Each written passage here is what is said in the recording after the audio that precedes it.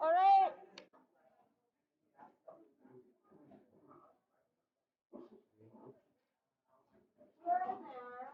Any questions from yesterday's stuff? Did you guys watch the rest of the video? It wasn't very much. Sorry, I went to Home Depot for like 4 hours. Well, that sounds like kind of not amazing. I don't think I would have liked it. Not that I don't like Home Depot.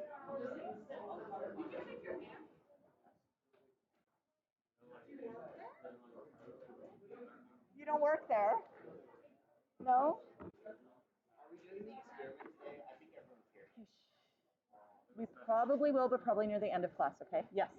Are you gonna like put an answer sheet up for this? The answer key for this stuff is going up either tonight or tomorrow morning, okay? I know I've been a little bit behind on it. Yeah.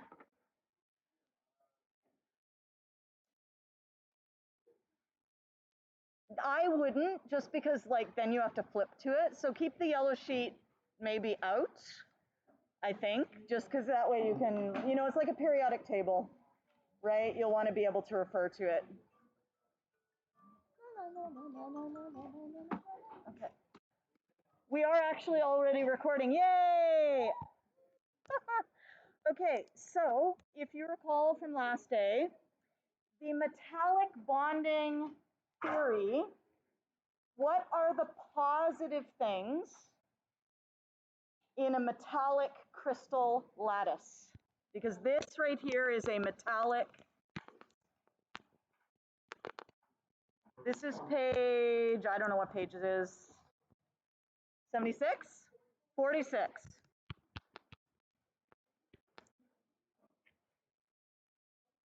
This is a metallic crystal lattice. And what are the positive things? Positive things are the cations. Shh. What are the negative things that hold those positive things together? The valence electrons. And what do we know about those valence electrons? What are they doing? They're moving. And where do they do all this movement?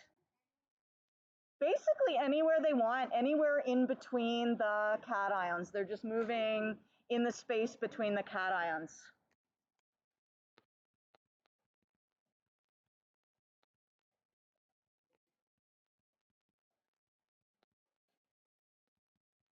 So you guys get to see my weird little model of metallic bonding.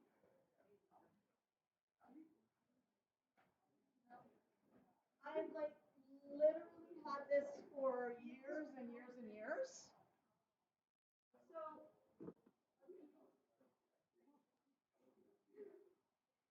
at the end of class, we're going to do the thing, okay? It doesn't take that long. Now, in this little container, there are little styrofoam balls. What do you think those represent? The cations. And the other thing that's in here is corn syrup. What do you think the corn syrup represents? Yellow. The electrons, yes? Corn syrup is what? Sticky, yes?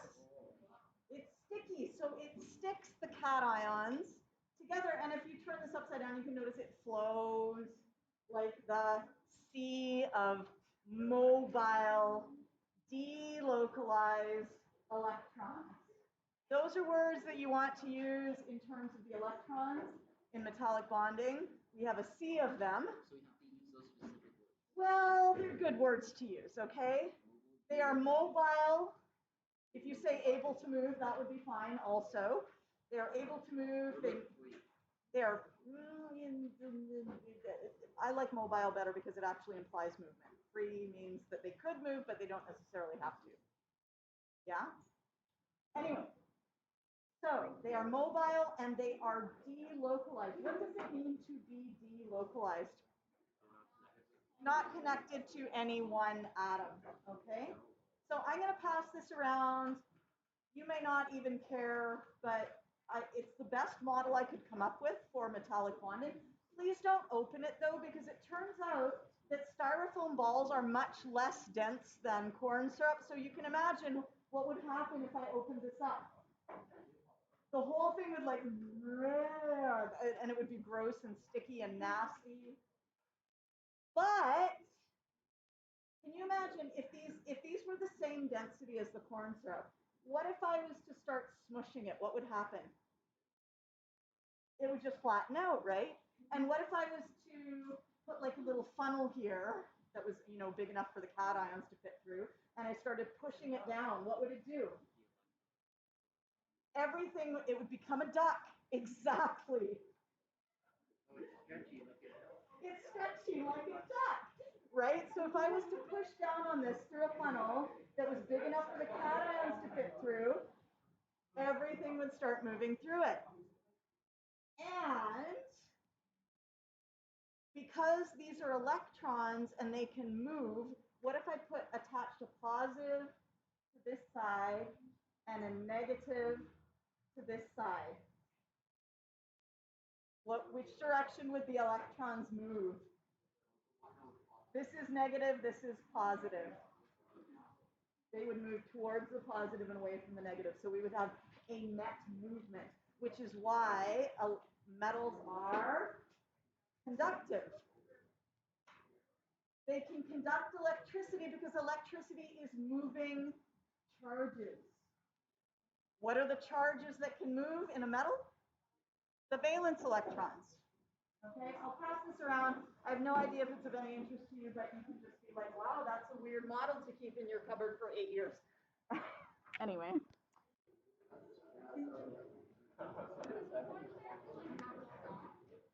It doesn't go bad. There's so much sugar. It's, yeah, like honey, very much like honey. So that means the balls probably absorb a lot of They're not the same polarity. Like one is polar and one's non-polar, so they don't mix. Like oil and water.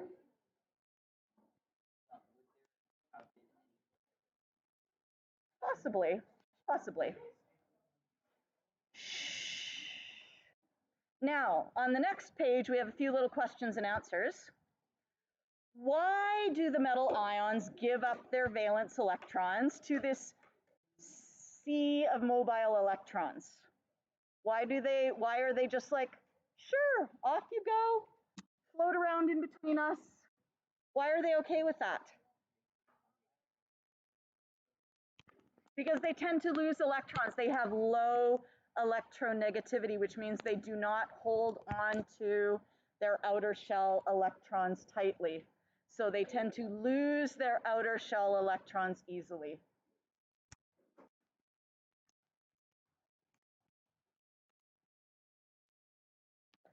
Once the metallic ion has lost its outer shell, it forms a positively charged ion called a cation. Oh, like I needed to tell you that at this point in your lives. Called a cation. This produces electron configurations similar to noble gases, and hence it is a more stable state. Okay, so this is our stable noble gas configuration. We now have the sodium cation. We have the little valence electrons. And if you wanted to, you could show all the electrostatic attractions. You can see I've drawn a few of them in here. These are our negative electrons, are these little boos in here. Okay, here, all over. And our sodium cations are positive, so in between all of the positives and all of the negatives. So you could be drawing in like little interactions here and here and here and here and here and here. Do you see how there's so many interactions?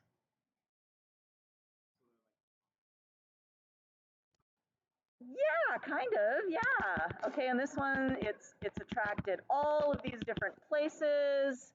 Obviously, we're not going to draw them all because we could go crazy. Yes, but yeah. What motivates the electrons to move out in the first place? Because the metal atoms don't actually hold on to them very tightly because they have a low electronegativity, okay? And when they leave, the noble gas, that filled configuration, is there, and that's very stable, okay? So without that valence electron, we have a lovely full outer shell.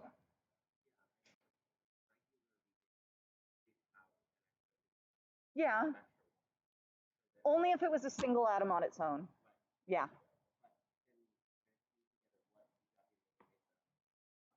It's just not being held that tightly by the nucleus.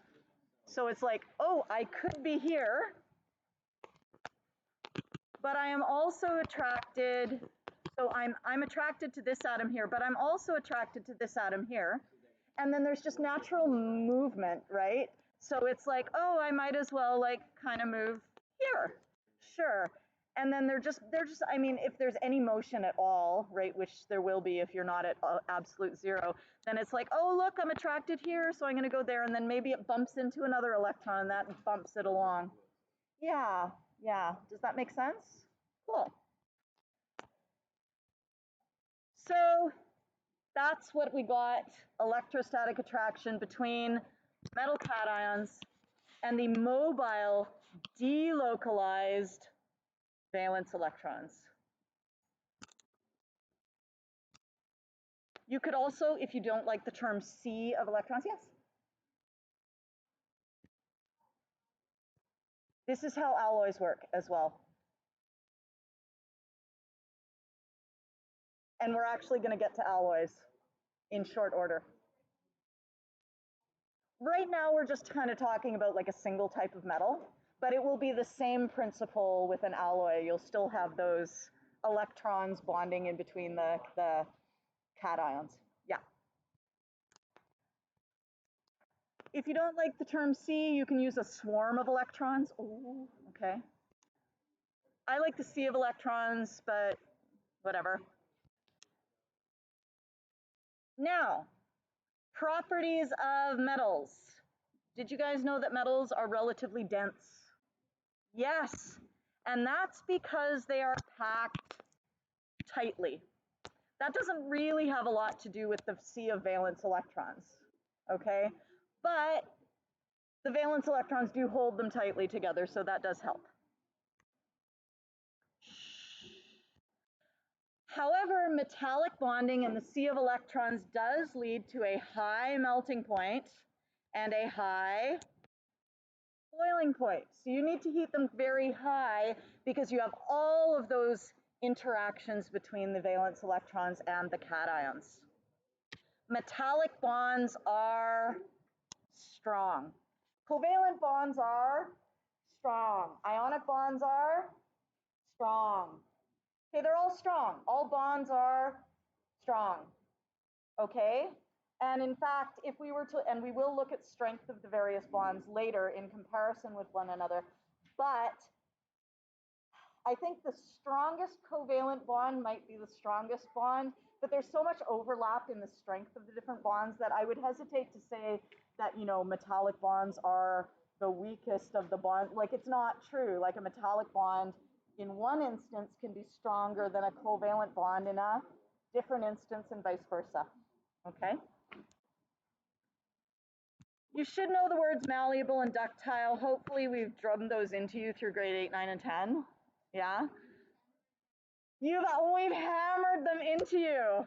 And your brains, which have lots of plasticity, have molded to the new shape. Oh my God. So, like a duck. Okay, so hopefully you saw this in the video. If you hit the thing, there's still going to be electrons in between, so everything can just slide, okay?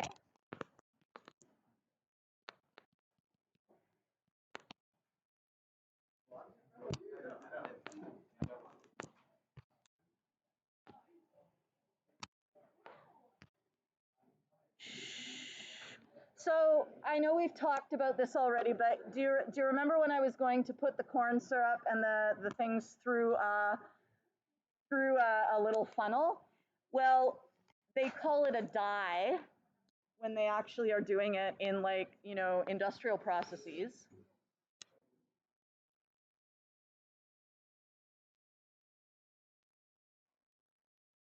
Are we done with this? Should I move on to the next topic? Okay, we're done with this. I'm moving on to the next topic. Excellent. Alloys.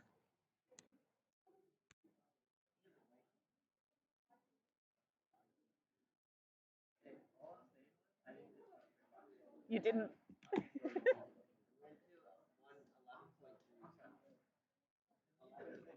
11.3b. Huh? Well, nobody seemed interested, so I just moved on. Everyone was like yickety yakking and whatever, so I just moved on. I figured you must already know it, so you're disinterested, so I moved on. Yeah. Alloys. Because metals consist of a lattice of cations surrounded by a sea of valence electrons, there is no need for atoms to combine in a particular ratio. Not like when you have to, you know, fulfill a complete octet when you're covalently bonding. And not like, oh, I've got one sodium and it's got one electron that it can give to the one chloride and then everybody's happy, right? Or if I have magnesium, I have to give away 2 electrons, so I need 2 chlorides to accept it. So there's no defined ratio for alloys, which is why you won't find a formula necessarily for an alloy. Okay, you'll see like 75% iron, 3% chromium, and they'll just give it as percentages because they are variable. Yes? Salt is not an alloy, salt is an ionic compound. Okay? Okay. Yeah. So just to, I've got them in here because I want to compare the two. Yeah? Yes.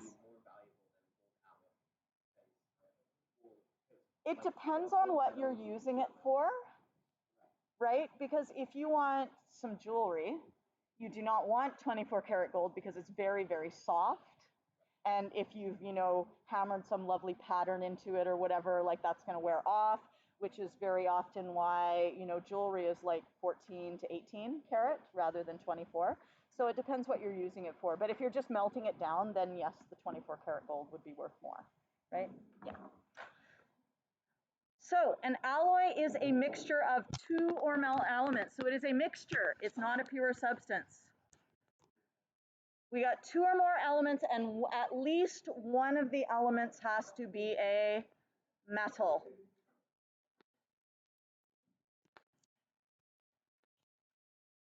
Many alloys are mixtures of 2 or more metals. In a compound, so for example, NaCl, the ratio of elements is always consistent. But in an alloy, the ratio in an alloy is not always the same. Alloys are not compounds, they are not pure substances. Anyone need to see this? Everyone seen it? Excellent. Okay.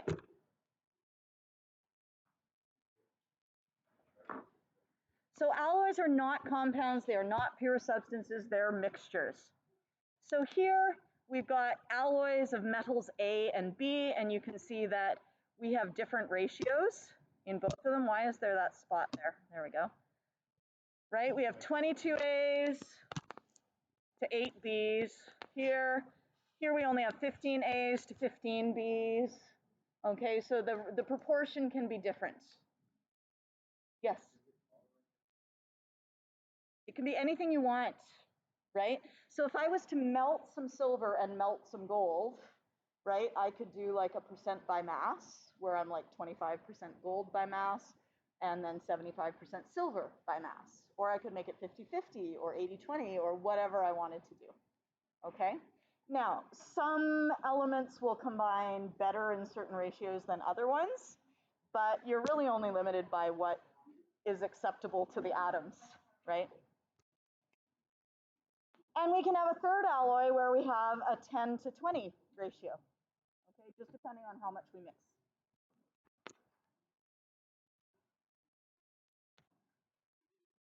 Alloys versus ionic compounds. Alloys are mixtures, so you should see randomness. Yes?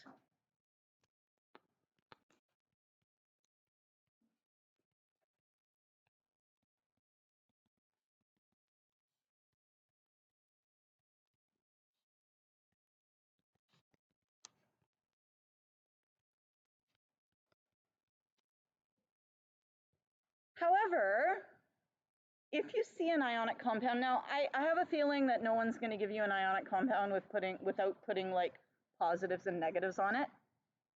However, what you can see here is that it's always sodium and then chloride, sodium and then chloride, sodium chloride, sodium chloride. It's never sodium, sodium, chloride, right? And even if we get into something that's more complex, like sodium sulfide, Na2S, you can see that we have this repeating pattern where we have a where we have a sulfur surrounded by 6 sodiums, and every time we have a sodium, it's neighbored by 3 sulfides. So no matter which way you look at it, anytime you look at a sulfur, it's got 6 sodiums around it. Anytime you look at a sodium, it's got 3 sulfurs around it. So the pattern is always the same. You're not going to be expected to recognize this from just looking at it. I think that was like way too silly. But you should just be aware that there's a definite ratio here. This is always a 2 Na to 1 sulfur ratio, always. Right?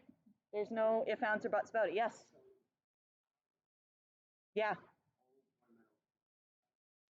In theory, yes, you wouldn't have done a very good job of making an alloy, right? But yeah, it would be poor mixing, yeah? But yeah.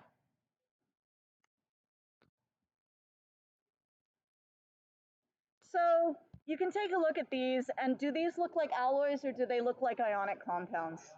These are ionic compounds because they're very regular.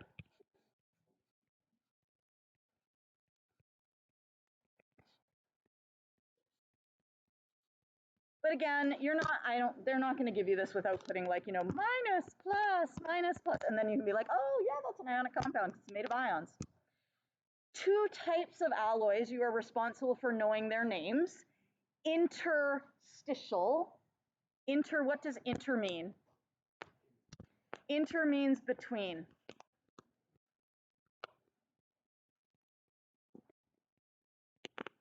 And I'm not sure what stitial means.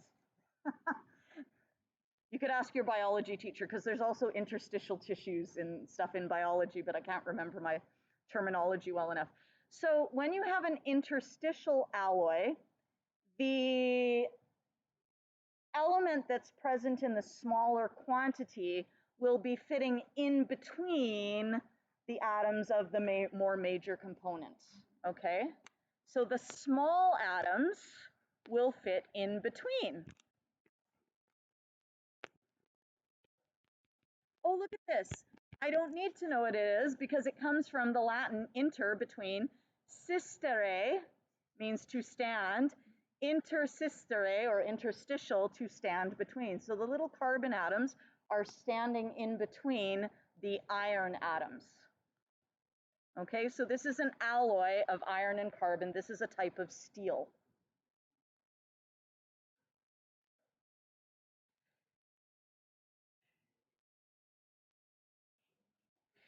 Interstitial alloys incorporate smaller atoms in between, so there's very little change in volume. Can you see how that doesn't change the volume hardly at all? But what it does is, because we're filling in the gaps, we have an increase in density. Does that make sense? We're filling in the gaps with things that have mass. So there's going to be higher density. Yes? Okay. It also increases the total attractive forces.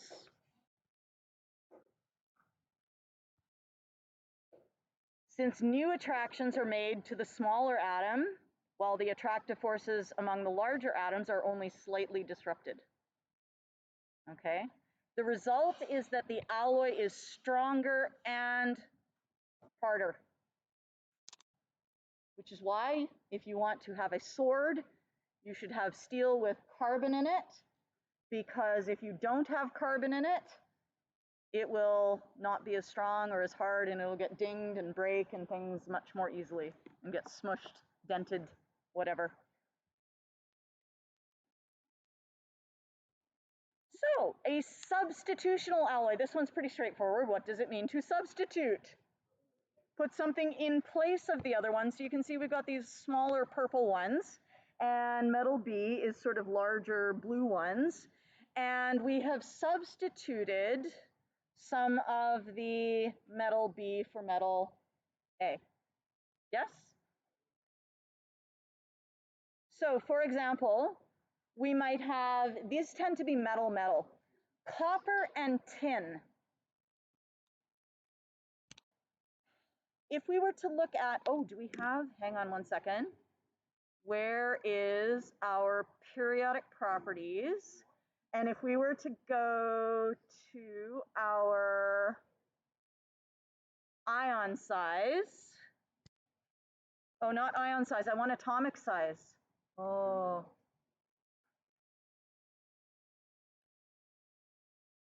Here we go. Here's copper. Here's tin. Do they look similar in size? Yes, especially when we compare it with, say, iron and carbon. Are iron and carbon approximately the same size? No.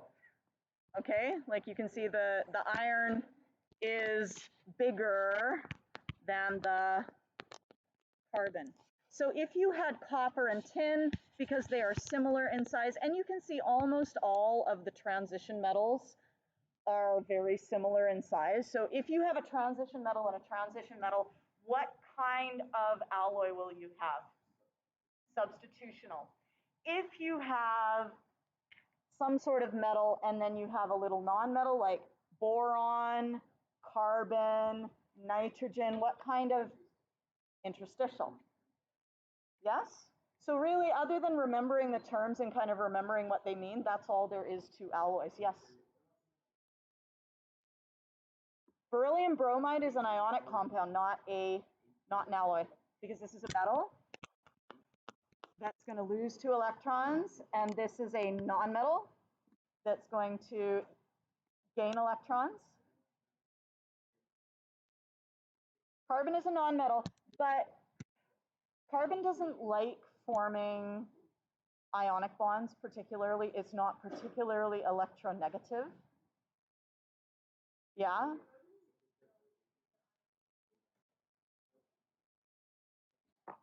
Because it at some point you should look at it and go, if I'm forming something from over here with these things, then those are going to be, looks like Florida or something. It's like, I don't know what state that is, but anyway. Those are going to be ionic compounds. Also, usually they will say an alloy in the question, which will be a good hint that it is an alloy. If they don't say alloy, chances are it's not about an alloy. Do you know what I mean? Like they're not wanting you to just have an intuitive understanding of it all of a sudden. Yes.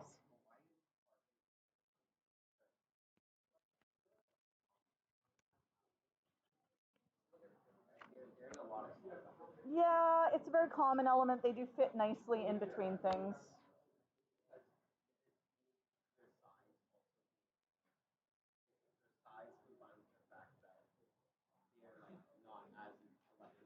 Yeah, yeah, I would think that would be.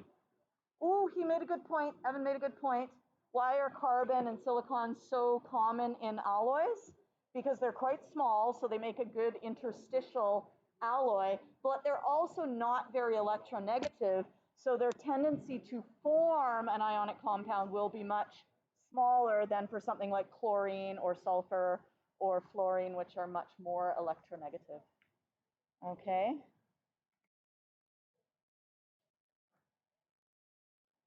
Where are we? No, that was periodic properties. I need to find bonding. There's bonding. Okay.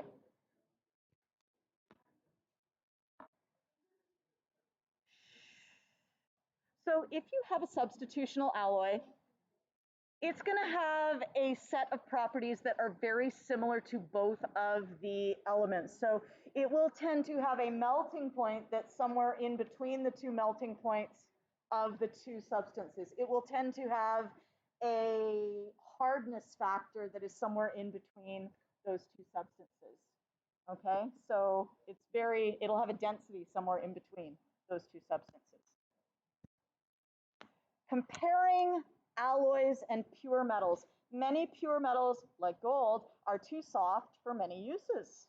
We can make them harder by adding another element. So that's one of the reasons that we make alloys, is so that things are harder. Why are alloys harder and stronger? It has to do with that sliding over each other. Here we have a pure metal, yes? And when we apply a force, everything just kind of goes, and they slide over one another nicely, yes?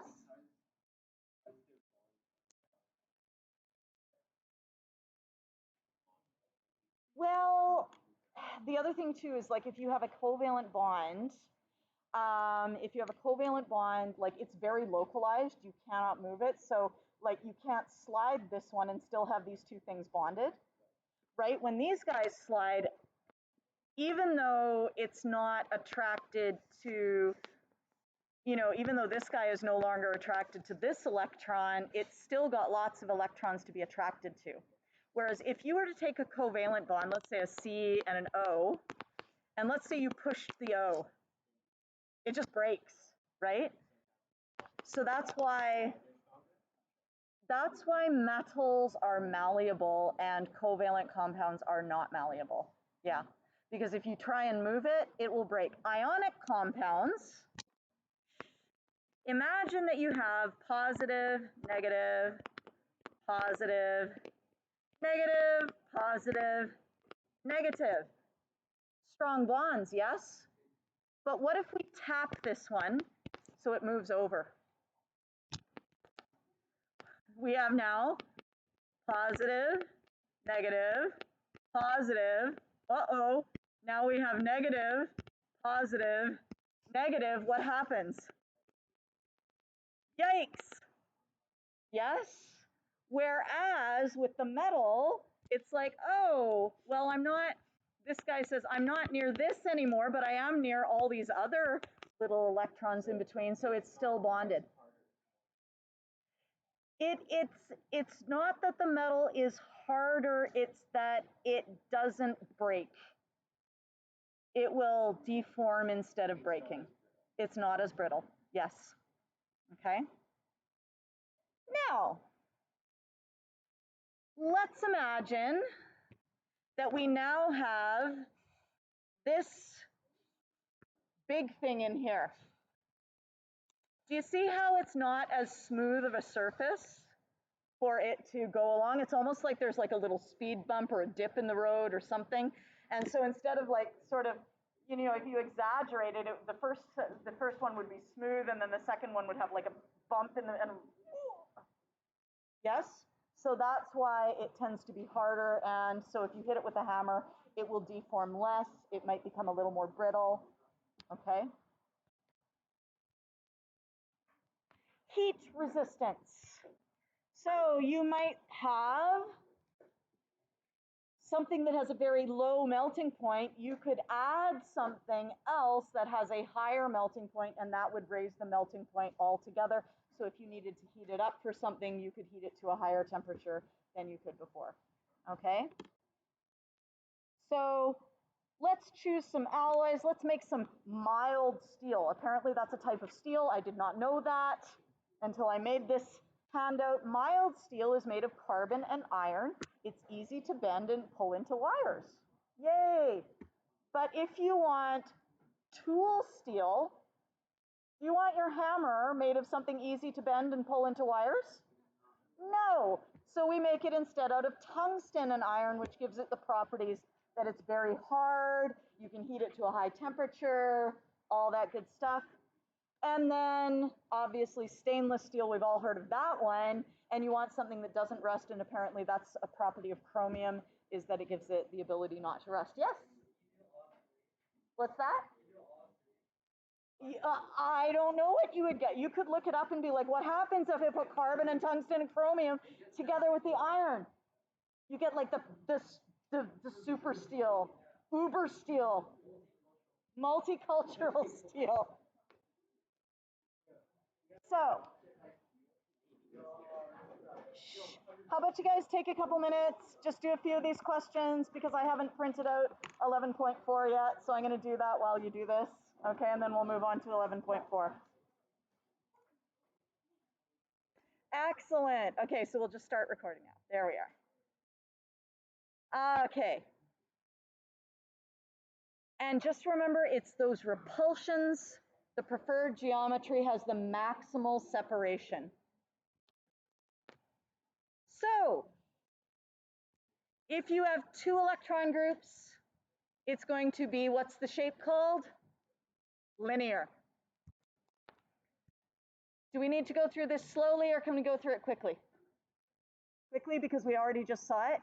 Okay. CO2, again, there's two electron domains. 1, 2. So our geometry is linear. 3 electron groups, 3 electron domains. Steric number is 3. What's the hybridization here?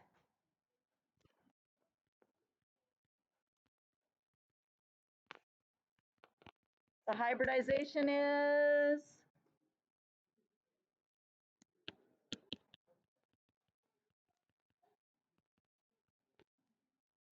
sp2. And back up here, the hybridization was what? Yep, sp. And we're always talking about that central atom.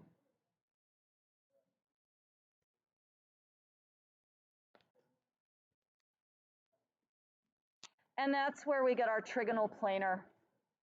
Trigonal planar, trigonal planar. Which one do you guys like better? Which one? Trigonal? I kind of like trigonal planar because trigonal, I don't know, it just sounds like some sort of disease or something. I don't know. Trigonal planar. Practice saying trigonal planar to your partner 3 times.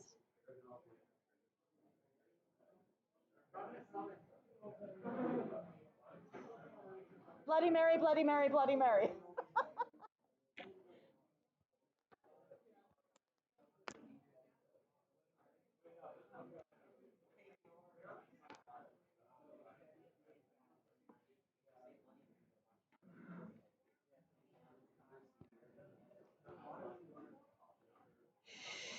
Okay, few little things here to notice. Okay, we're all familiar. These are all identical. Fluorine is identical to fluorine is identical to fluorine. But what if things, and there's single bond, single bond, single bond. What if they are a little bit different, right? So what if instead of having 2 things the same, what if we have 2 single bonds and then we have a double bond? Which one is more negative, the single bonds or the double bond? The double bond is more negative.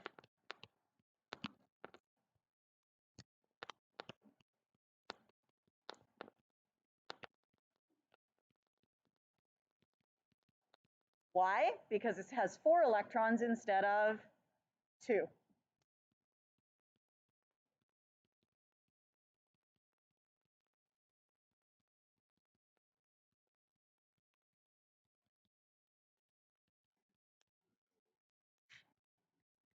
Okay, so why does it push them further away? So these guys are pushing harder.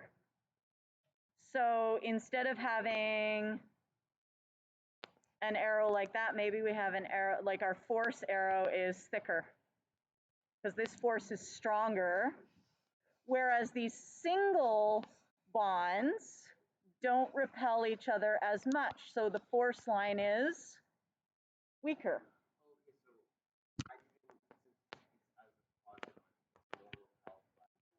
No, it's these electrons are repelling these electrons. Okay, so these electrons repel those electrons. And because there's more electrons up top, they push the electrons in the hydrogen carbon bonds further away. So what you end up with is you end up with a slightly greater than 120 degrees for the oxygen hydrogen. And we end up with slightly less than 120 degrees for the hydrogen carbon hydrogen. Do you need to be able to give specific numbers for this? No. What you would want to be able to say is, I recognize that the double bond is more repulsive. Yes? And therefore, this bond angle will be greater than 120 degrees. This one will be greater than 120 degrees. And this one will be less than 120 degrees. You don't have to be more specific than that. Okay?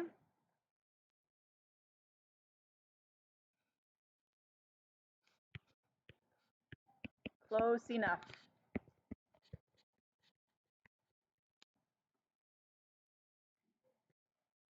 But the shape is still considered to be, what is it? Oh, what was it? Oh, I did not hear that. Okay, 5, 4, 3, 2. Okay, we did not even get through the first word hardly. 5, 4, 3, 2. Again.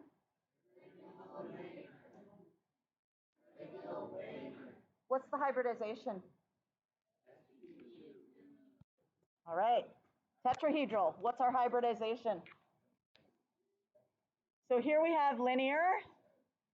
Oh, and this is where they actually have pictures of balloons that shows you the repulsion. Balloons actually do a beautiful job. Like if you attach 2 balloons together, unless, you know, they're sort of drooping or whatever, they will align themselves in a line. If you put 3 balloons together, they will align themselves in a trigonal planar shape.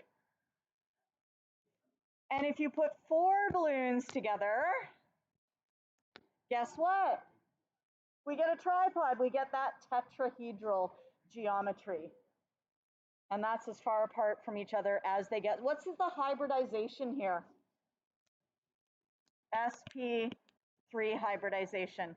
And what's the bond angle? 109.5. Okay, good. Here's methane. All the hydrogens are the same. They're all single bonds. Would we expect anything to be different than 109.5? No, because all the bonds are identical, so they're all as repulsive as each other. There's not one thing that's more repulsive. I kind of like talking about this because it's like, oh, those are so repulsive. Okay. Now, here's our 5 electron group. So we have, and these are some words that you should know. The 2 things that are attached at the top and the bottom, we call those axial or axial. Axial? Axial. Because they are on the axis. It's like the axis of the Earth. Yes? This one is axial, this one is axial. Now, the little tutu around the middle.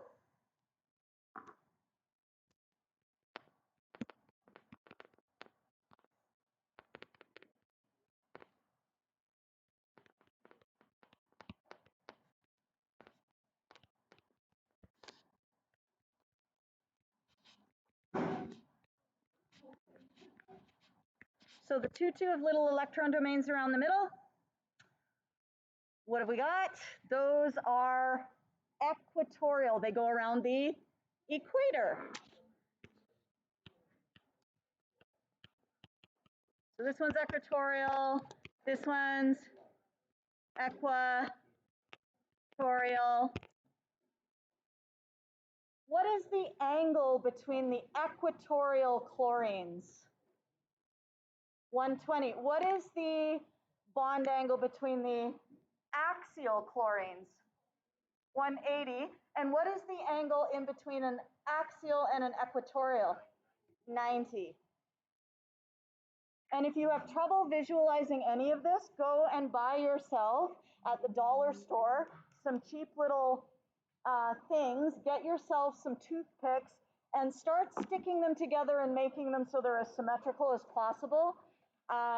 It's really quite helpful. Or start sticking balloons together. It gets hard though when you've got 5 things, okay? Now, what is this shape called? What's this shape called? This is the really horrible one. Trigonal, it's another trigonal one. Okay, we had trigonal planar. This is not a plane though. What is it? Bipyramidal. And you can see there we have our little 3-sided pyramid on the top and a 3-sided pyramid on the bottom. So we have 2 3-sided pyramids.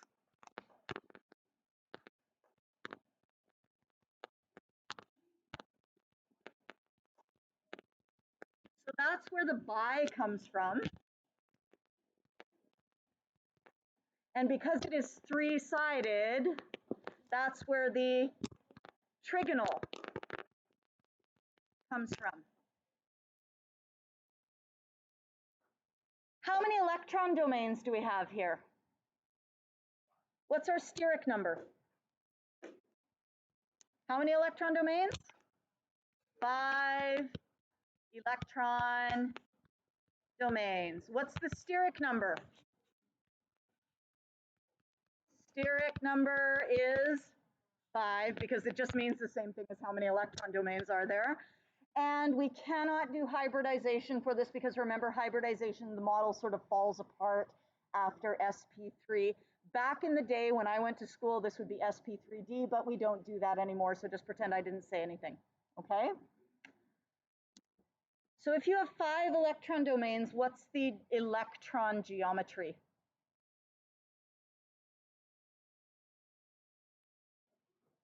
Trigonal bipyramidal. If you have 5 electron domains, what is the geometry? If you have 5 electron domains, what's the geometry?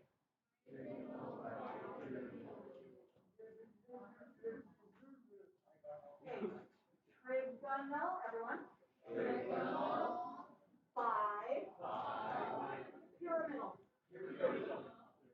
Trigonal, 5, pyramidal. Trigonal, bipyramidal.